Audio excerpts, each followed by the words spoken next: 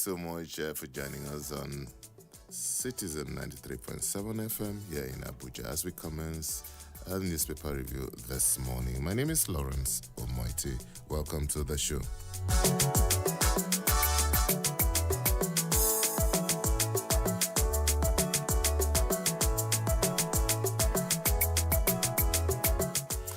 As usual, we will be going through the papers, the daily's headlines first, and during the second half of the show, we will look at some of the stories in details.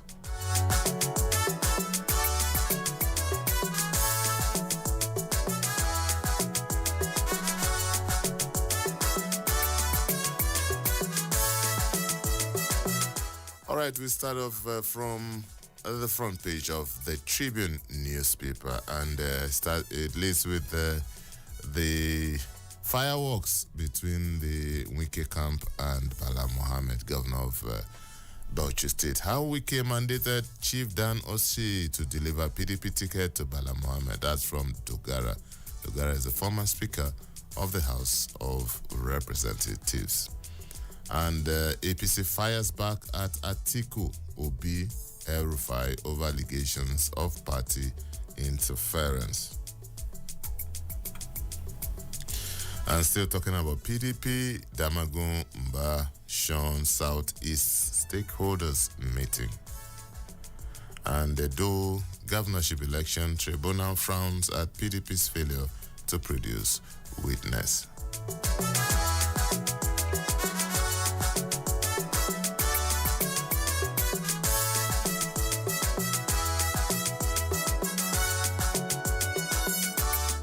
All right, we move on to the Punch newspaper now, and the lead story here: Telkom's 50% tariff hike. Subscribers head for court as NCC talks deadlock. And 3,690 Nigerians listed as U.S. mass deportation continues. Presidency fumes as El-Rufai criticizes government, urges opposition to unite. Police arraigned Showore today for calling Egbetokun illegal IG. And back to Wike Bala story. You were broke. Wike bankrolled your election, Dogara tells Bauchi governor. And NEC disputed secretary's seat top as PDP BOT meets today. And U.S. aid suspension threatens Nigeria's fight against HIV, tuberculosis, malaria. And Debanjo-led Afenifere canvasses Nnamdi Kanu's release. Federal government deports 828 illegal migrants, tightens border security. And why government should boost, not downgrade TED fund funding, Falola. And 1,088 arrested for financial crimes, $11 million, 142 billion naira recovered. That's from the Nigeria police.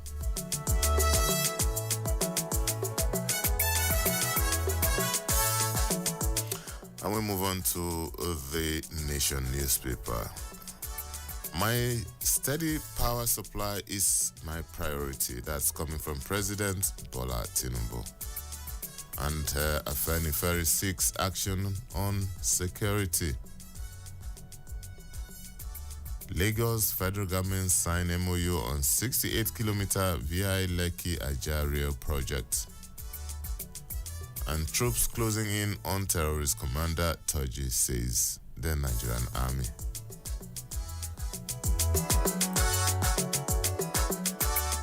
We move on to the Vanguard newspaper now. Trump's immigration policy. 5,144 Nigerians face arrest, deportation from U.S. And Governor Lawal inspects seized armed cache, Lord's DSS.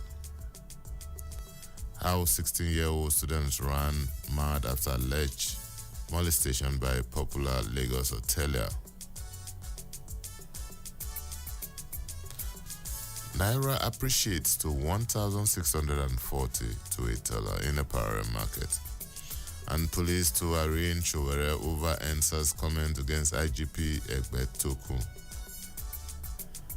And court summons Iyabo Obasanjo, others over Abuja property dispute. And 4 die, many injured as explosion occurs in Ogun State.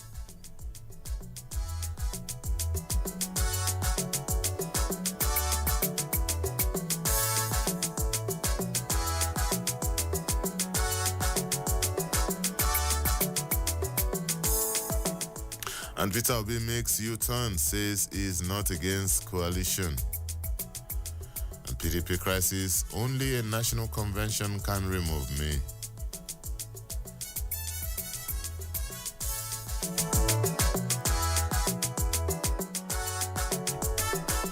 We move on to the leadership newspaper now. The lead story here ahead of 2027, CSOs dismiss opposition's merger plan.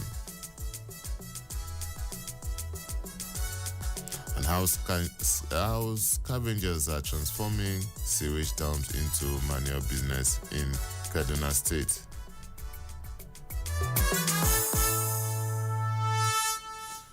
The Sun newspaper is next now. Presidency accuses El-Rufai of plotting to unseat Tinubu. That's how the Sun newspaper posts the story. And Enugu tanker explosion. Governor Mbah reiterates call for anti-spill lock enforcement. APC saying Atiku will be El-Rufai aggrieved. Desperate leaders. I'm sure you've not heard the last of this. INEC admits challenges in implementation of electoral process. Abure restates LP's readiness for reconciliation. Executive-legislative relationship, a new dawn in Lagos.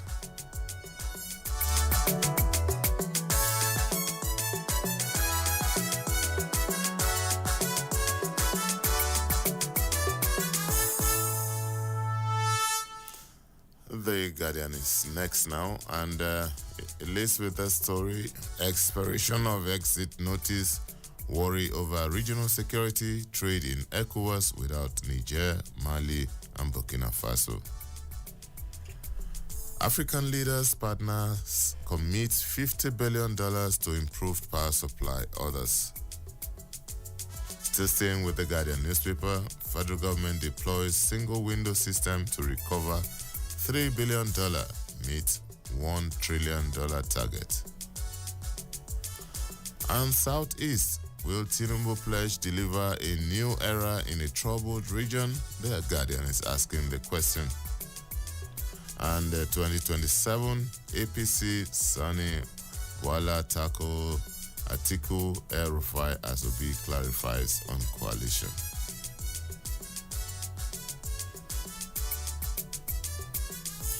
After backing removal, divided GAC takes Obasa's case to Tinubu. Nurses, midwives threaten withdrawal over tax in Katsina State. NCS set 30-day clearance deadline to tackle port congestion. Wike's vision to transform the FCT yielding the desired result, lawmakers say. And World Bank, NGF urge action as Nigeria accounts for 20% of global maternal child mortality. And NAFDAC rates 240 shops, confiscate over 5 billion naira fake products in Aba. Afenifere urges formation of state police, overhaul of security architecture. 45% of Nigerian girls have children before 18, says World Bank. And presidency, governors, ministers, diplomats tackle barriers against women. And Governor of Delta State, Governor Boreveri, wins Governor of the Year 2024 award. Tanker explosion, Governor Mbah reiterates enforcement of anti-spill lock. Diri emerges South-South Governor Forum's chairman.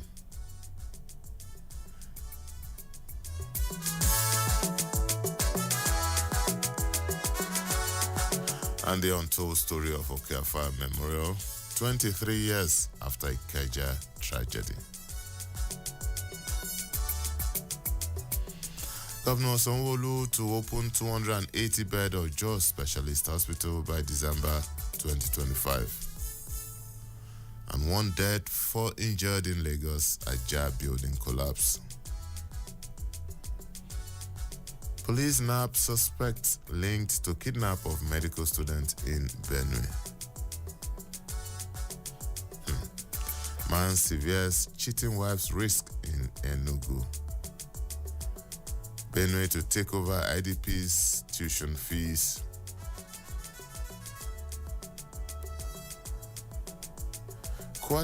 Northern Coalition resolves land dispute in Imo, reaffirms commitment to peace. And federal government to invest in Ibom Deep Sea Port, Eastern Maritime Corridor infrastructure.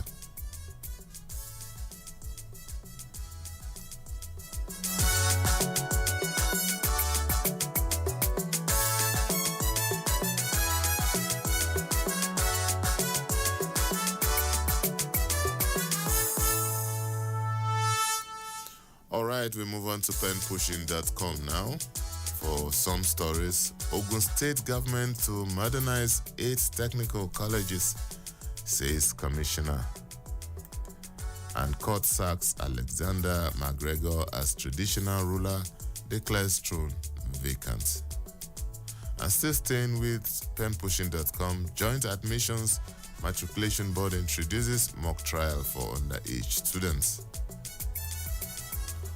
And Governor Abiodun warns promoters of Sharia court in Ogun State. Other stories you can get from Pen Pushing, which is a source of authentic news globally.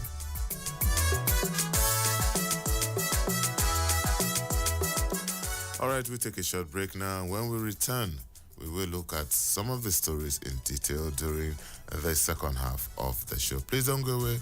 The program will return in a moment.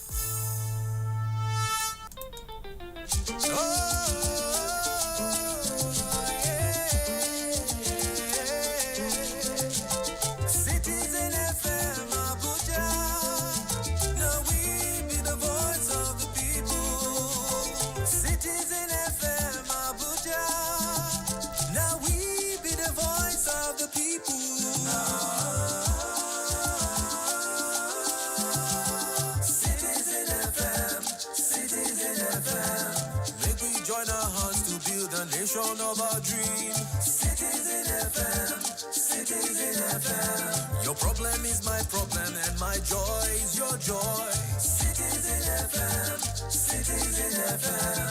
Make we join our hearts to build a nation of our dream. Citizen FM, Citizen FM. Yeah. Your problem is my problem and my joy is your joy. Citizen FM, Citizen FM. Shake it. Citizen FM, Citizen FM.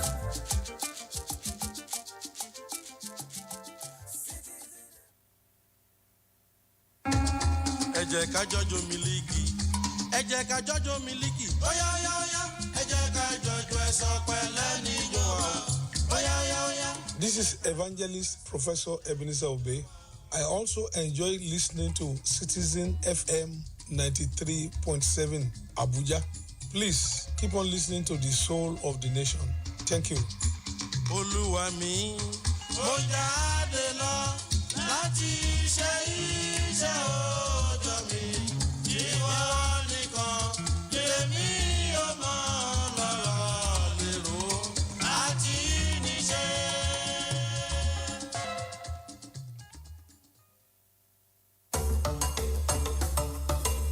Hello, Abuja. You are listening to 93.7 Citizen FM, the latest radio station based in Nigeria's capital. Our station seeks to broadcast a broad mix of culture and views with priority given to development programming to enable residents share ideas and opinions, music and drama. At Citizen FM, we believe in progressive talk and solution-driven conversation. Our aim is to build a united Nigeria by bringing people of diverse culture together through communication. Enjoy listening to 93.7 Citizen FM. We are more than just a radio station. We are a part of your life.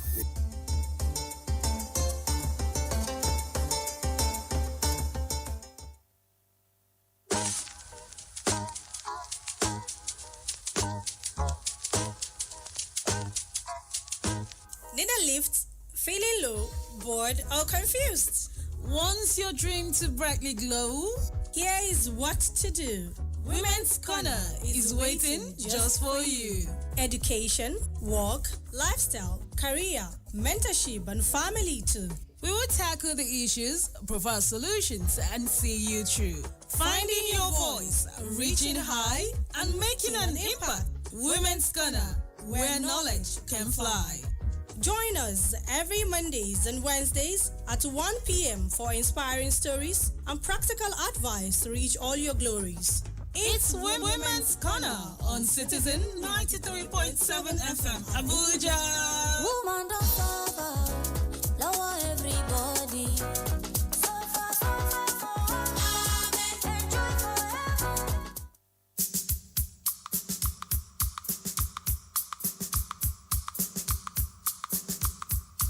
Oh yeah, oh my people, make una come gather here. Which kind tori una wan hear on top radio? Wetin dey catch fire on top social media?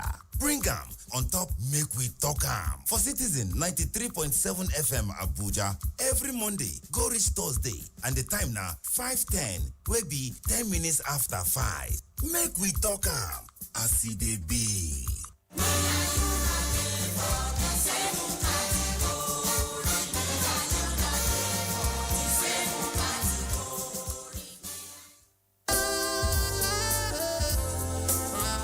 The issues. Everybody respected that because it was coming from the president. Theory behind it, the way the people took the battle in their hands. Some civil servant retired without a roof over his head.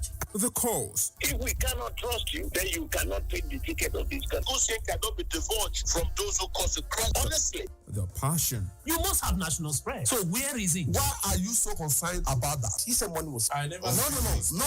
The platform is always the same. Insight on Citizen FM 93.7. The source is constant. My name is Lawrence Umoite. There is always an opportunity. Tomorrow, Insight returns with another interesting. Insight with Lawrence Umoite on Citizen 93.7 FM Abuja. Be part of the experience.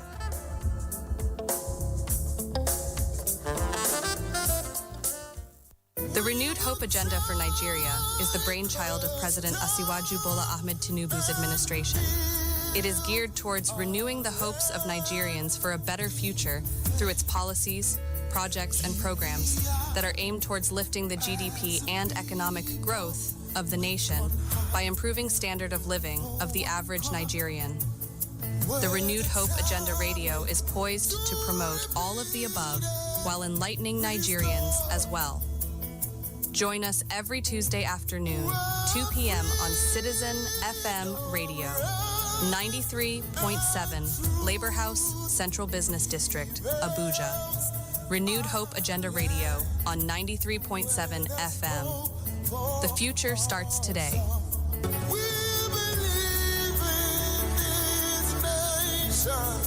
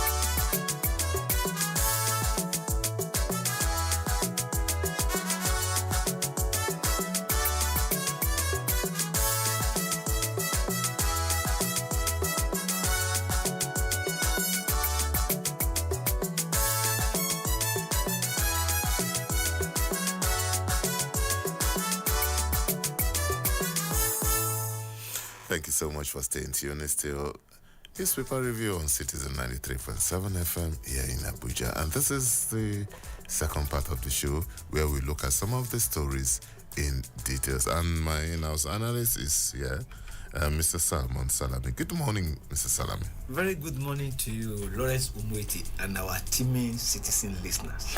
Yes, as usual, Mr. Salmon Salami, the Chief Operating Officer of Citizen 93.7 FM Abuja, will be helping us to make sense of some of the stories in details. Mr. Salami, we start off right away from the front page of the Punch newspapers, and this story has been trending in the last 1 week now. I'm talking about the telecom sector, and we have a development. Nigerians are mounting a resolute challenge to the contentious 50% increase in call and data tariffs, with telecom subscribers and advocacy groups escalating the matter to the courts following unsuccessful attempt to engage the Nigerian Communications Commission.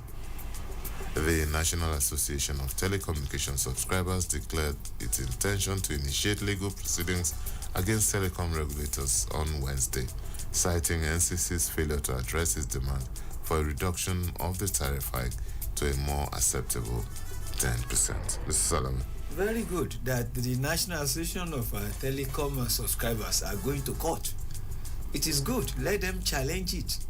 Even I, too, I am feeling it, because every day now I buy a recharge card of 1,000, and within a few, just to make some few calls, then you discover that your recharge card has finished.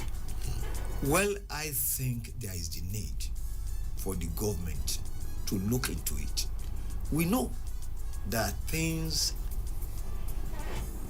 have increased. I mean, the price of almost everything has gone up, and these people are in business, and they are there for profit.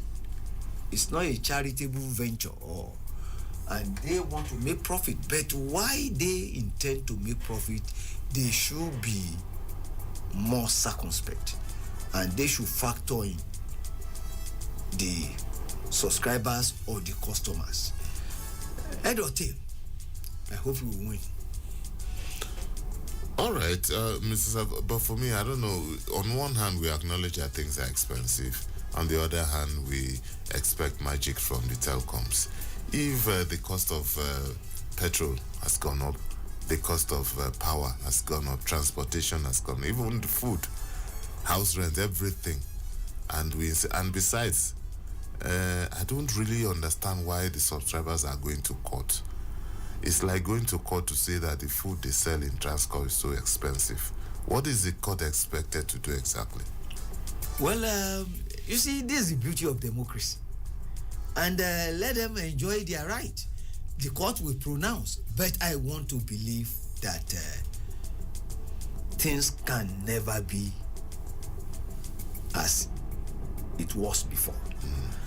And again, do you know that when we want to deepen democracy, we must test some things and allow the court of law to make a pronouncement on it. That is the way to deepen our democracy.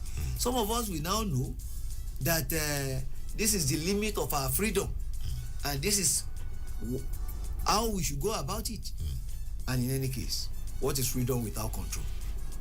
Okay, I just hope that we won't get to a stage where the telecoms operators are muscle to abandon this increase, and you will now have epileptic 5 or out of every 10 calls you have 9 drop calls.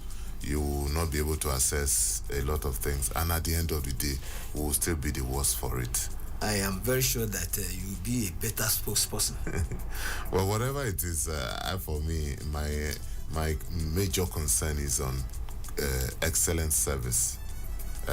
While we also urge them to moderate their increase at the end of the day, but we cannot eat our cake and have it as a nation. You can eat half. and leave the half. All right, Mr. Salami, let's move on. Still staying with the Punch newspaper. These back and forth between the Wike camp and the governor of Bauchi State, that Bala Mohammed's camp. It's been on for the past 1 week. And yesterday, former Speaker of the House of Representatives weighed in on the matter. This is how the Punch newspaper captured the story. Meanwhile, before we go, you can join the conversation. Call us on 0903 2229797. You can also call us on 0818 2222205 or 0818 22206. Don't forget, you can also send us a WhatsApp message. And the Punch is saying, you were broke. Wike bankrolled your election, Dogara tells Bauchi governor. Former Speaker of the House of Representatives, Yakubu Dogara, has expressed surprise at the Bauchi State Governor Bala Mohammed's verbal attack on the Minister of the FCT, Nyesom Wike. According to Dogara, Mohammed's attack on Wike is surprising because Wike financed Mohammed's campaign to become governor. Dogara said apart from Wike taking control of the PDP primaries to ensure Mohammed's emergence as the PDP flag bearer, he went on to provide Mohammed with money and logistics which enabled him to win the election and become a governor. Mr. Salami. Politicians are a very funny lot. When I read this thing yesterday, you didn't even finish it. The former Speaker of the House of Representatives, Right Honorable Yakubu Dogara, said that he was the one to collect the money, and he had to call Bala, the governor, Bala Mohammed, to please come and collect the money by himself, so that it will not appear as if Wike was still annoyed with him, because Wike was annoyed with him when they got there. I said he pleaded with Wike, and Wike conceded, and did not only make financial support, he did not only give financial support, he even ensured that Dan Obi, is a Man Friday, was the chairman of the primary. All this towards to ensure that Governor Bala emerged as the candidate. From the account, there was no doubt that God used Wike. And I know that God will always use somebody. And I do not want to comment too much on I don't want to take side as to who is ungrateful, who is playing God, and I just want us to enjoy the macabre spectacle and let us really enjoy the drama as it's good. But then they should be mindful of what they say. Why? It is not always good to wash our clothes, dirty linen, outside, in public, in the open. They should know when to draw the line. Okay.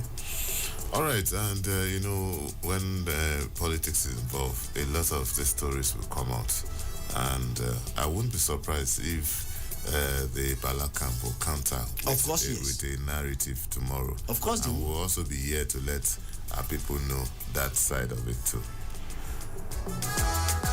All right, still staying with the Punch newspaper. Federal government deports 828 illegal migrants, tightens border security. The federal government says it deported 828 illegal migrants in 2024 as part of its intensified efforts to combat irregular migration and enhance national security. The Minister of Interior, Olubimi Tunjojo, disclosed this at a media parley in Abuja. Highlighting the government's achievements, the minister stated that 137 victims of trafficking were intercepted in 2024 alone. 828 foreigners were repatriated by Nigerian Immigration Service. As part of border reforms, the government implemented measures to modernize border operation and immigration. Mr. Salami, one of the agencies I don't really envy is the Ministry of Interior and Immigration and all that has to do with patrolling or mounting our borders. You know how massive the country's borders are, and so many. It would take, I don't know whether there's any country in the world that can afford to put boots on the ground at every inch of the border. It's almost impossible. But even at that, there is a need for the Federal Ministry of Interior to do more, because no doubt our borders are porous, very porous. Given the insecurity and the influx of illegal immigrants, there is the need for the ministry to buckle up. And thank God that precisely that is what they are doing now. And I still want to believe that the Honorable Minister of Interior is one of the best performing ministers. Yeah. He's doing very well. It's very easy to see that. When somebody comes in and changes the face of a ministry or department or agency, it's very easy to see, and you don't need any PR gimmicks to notice that. And it tells you that it's very easy to make a change. You don't need anybody to tell you that Honorable Tunji Ojo, Bumi Tunji Ojo, is a performing minister. And things that were considered rocket science before have become so seamless. Something like just getting your passport renewed. That before it was something that you Lawrence, let me tell you, we've been saying it here that you can't give what you don't have. He has it. When you put the right peg in the right hole, that is the kind of result you get. He knows precisely what to do, and he is doing it. And if you have critical thinkers and those who want to make or leave a legacy, they want to shatter the glass ceiling. It's not difficult to know. Just as you cannot fault the Honorable Minister of FCT, there are quite many others. And well, let's leave the issue of the FCT minister alone, because that's a story for another day. We can use the whole program to talk about issues, tangible changes that we have witnessed in the FCT, and this is not as much to do with politics or anything. You don't even have to like the personnel of the minister or anything, but the impact is felt, especially for me at the area councils. The area councils. I'm not even talking about the city center. I'm talking about the area councils. And that will help rural-urban migration. Yeah. Because if what you are looking for in Sokoto is right in the pocket of your Sokoto, you won't bother again. It is good that we have game changers now under the able leadership of President Bola Ahmed Tinubu. All right. Of the renewed hope agenda. All right, still staying with the Punch newspaper. Police are in Sowore today for calling Egbetokun illegal IG. The Inspector General of Police, Kayode Egbetokun, has initiated legal action against activists on Moyele Sowore over comments he made on social media referring to Egbetokun as an illegal IG. Sowore is facing 3 charges related to cybercrime under the Cybercrime Prohibition Prevention as amended. According to the charges filed, the police accused Sowore of intentionally and knowingly sending messages through his verified Twitter account where he referred to the IG as illegal IGP Kayode Egbetokun. The police alleged that these publications were false and aimed at causing a breakdown of law and order. Well, thank God that Sowore was your... You just had to bring that in. Friend and schoolmate. And now that he has taken it upon himself to tell us who is legal and who is illegal, I think he will have his day in the court. And all I plead is that let there be fair hearing. And he should be mindful that there will be consequence. There should be consequence. Reckless statement, alleged reckless statement, cannot go unpunished. If he feels that the IG is illegal, he will tell the court. And perhaps maybe he knows the legal one. Some of us are watching. It promises to be a very, very interesting legal tussle. And thank God, Shure doesn't need a lawyer again. He is a lawyer. So he will defend himself. All right, the phone lines are still open. You can call us on 0903 2229797. You can also call us on 0818 2222205 or 0818 2222206. Salami, let's move on to the Nation newspaper. The president is saying, steady power is my priority. President Bola Ahmed Tinubu. Okay, let's take this call. Hello, good morning. Hello, good morning. Oh, he doesn't know that he's on air. Hello, can you hear us? You are on air. Please go ahead. All right. I think we'll have to.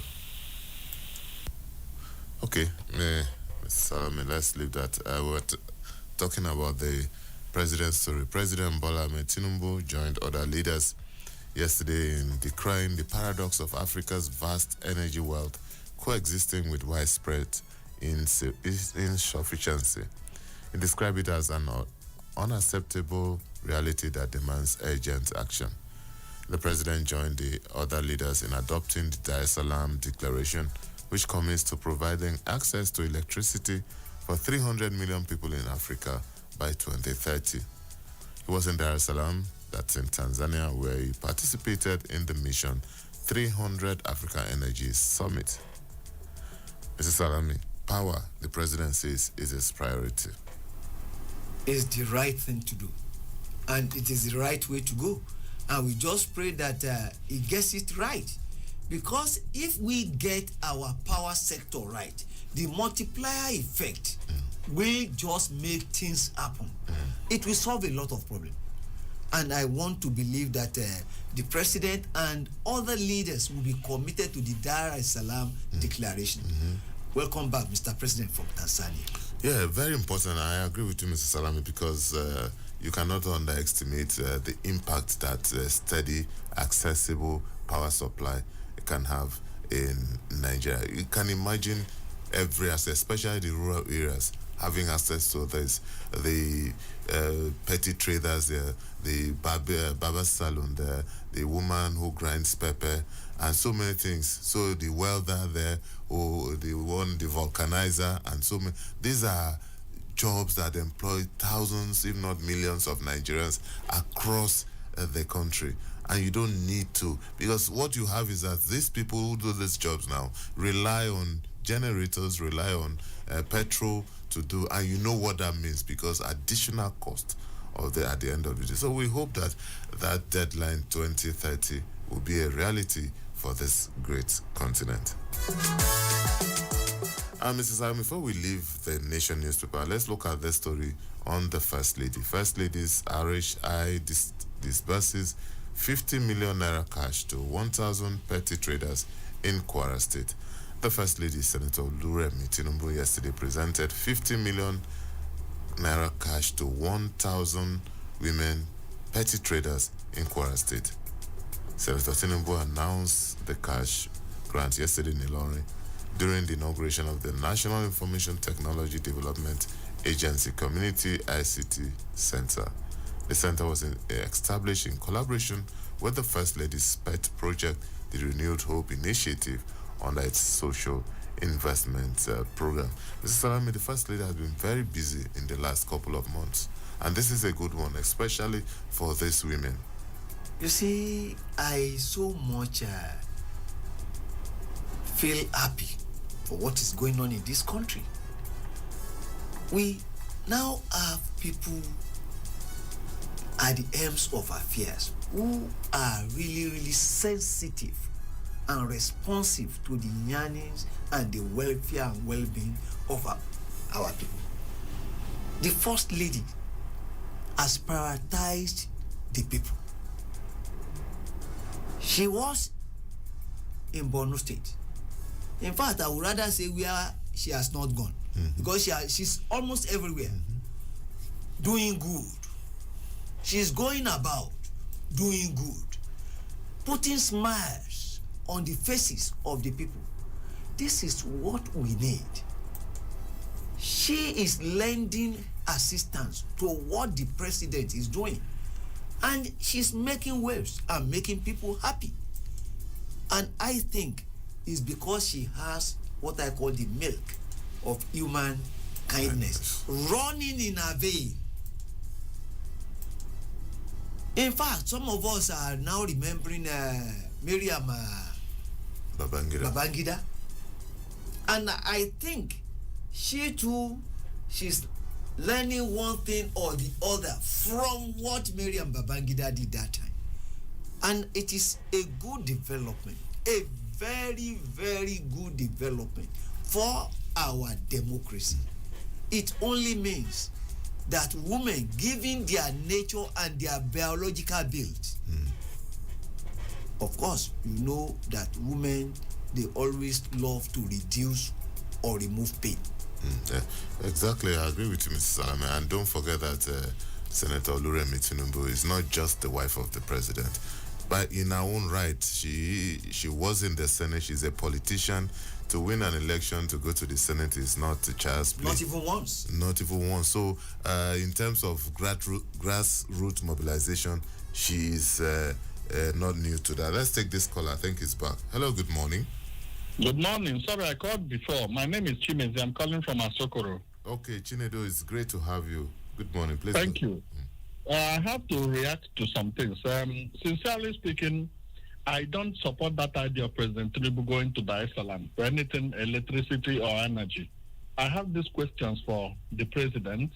It's unfortunate that, sincerely, I did not vote for him, but he seems to be doing a bit good. The problem he has as a president is that most of his ministers are not telling him the truth. The people he has delegated responsibilities to give him false reports. We have hydro and thermal in Nigeria. All these things are about green energy, and green energy can never, Google it, power any big industry, any part of the world. That is why Trump of US opted out of that. Okay? Going to Dar es Salaam till 2030, to me, will not make any meaningful impact unless you are talking about them coming here to invest and explore our vast energy resources to convert it to electricity and energy we need in Nigeria. Okay? Then number two is this. Mrs. Tinubu is sharing money. Is that office constitutional? Who allocated that money? How can you be sharing 50 million naira to whom and whom? Which part of the country are you sharing it? It is good to do good, but let us be legal in some of the things we do. You understand me? And with regards to the IG taking Sowore to court, it's an unfortunate situation. They have misled Mr. Agbetoku. This is somebody I have met once when he was attached to Tinubu as governor. He was wonderful, but I don't know who is trying to deceive him into going to court. I keep telling them in Nigeria, there are three people I believe you should not touch in Nigeria. Rather, you explore the backdoor discussion. You see Sowore, you see Femi Falana, you see Professor Chido Denkanu. I advise them to keep up these three people because their connections can remove you from office.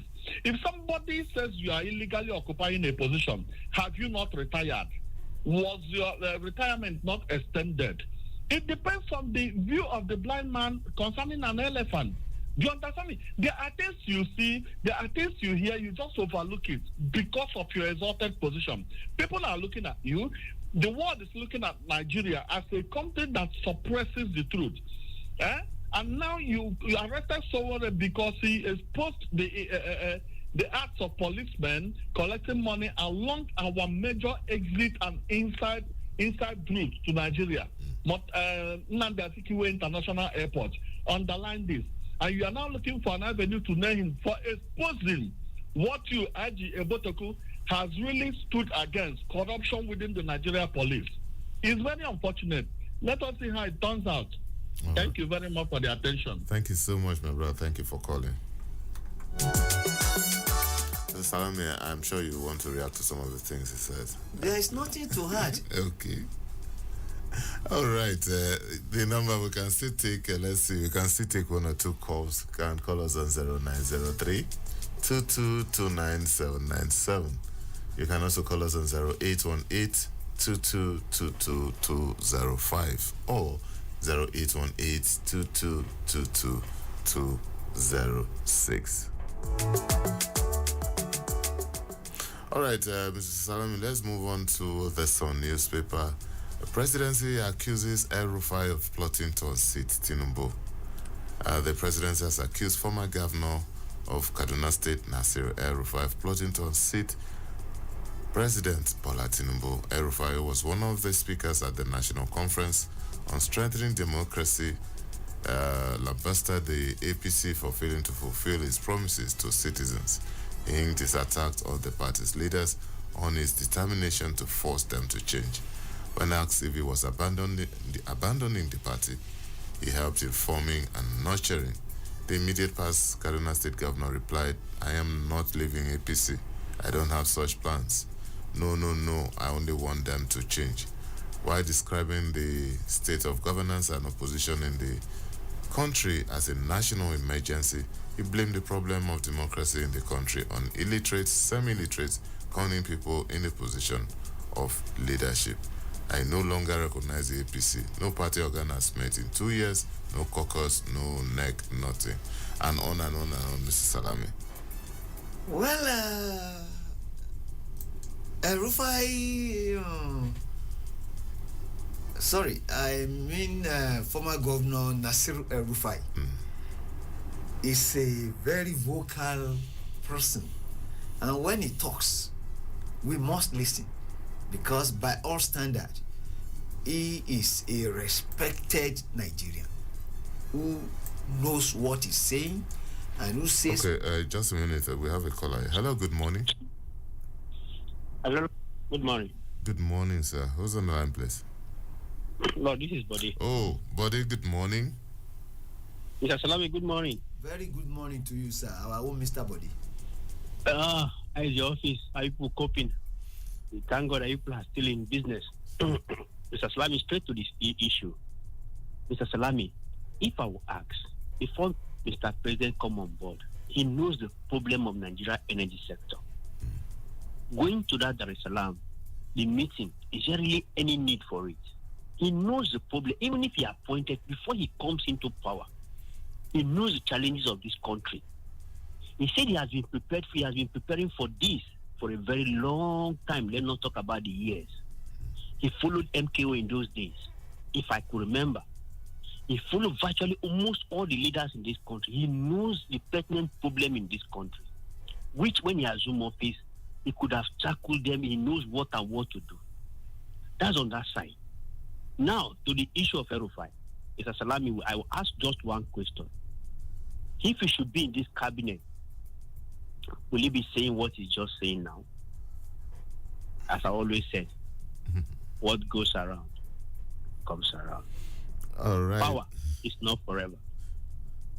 Good morning. Good morning, Buddy. Thank you for always being there for us, and thank you for your consistency. Thank you so much, Buddy. Mr. Salami, are you about to say something about the El-Rufai story? Yes, the question Mr. Bode has there will be better answered by El-Rufai himself.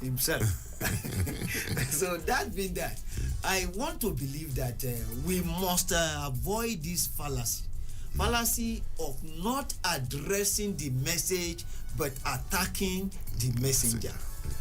I still believe that we should interrogate what he said with a view to knowing what to do. If there is a criticism, we should be more interested in the lessons that we can pick and learn. The merit or otherwise of what he said, and not necessarily the messenger. I will leave it at that.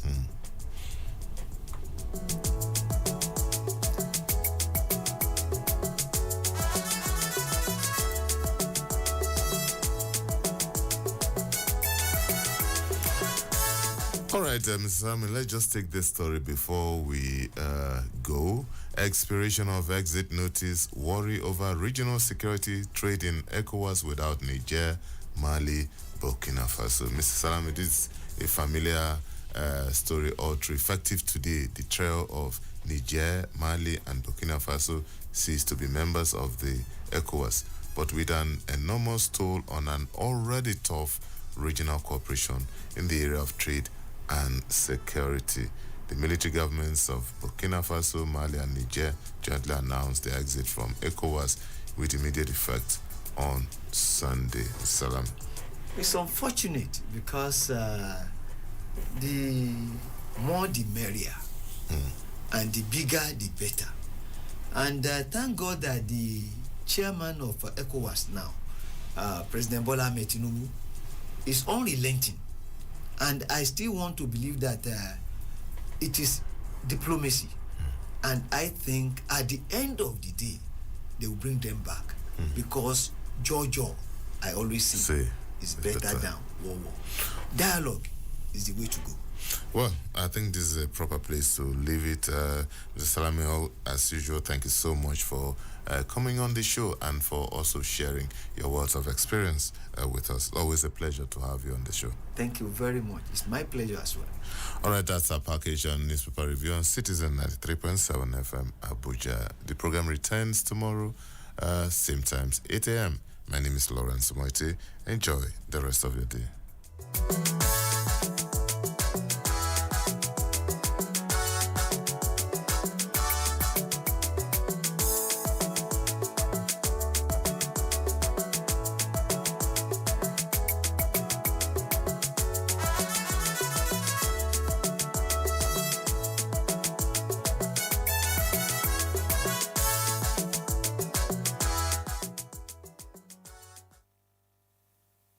À ń jáde lọ lè ní Elédùmarè.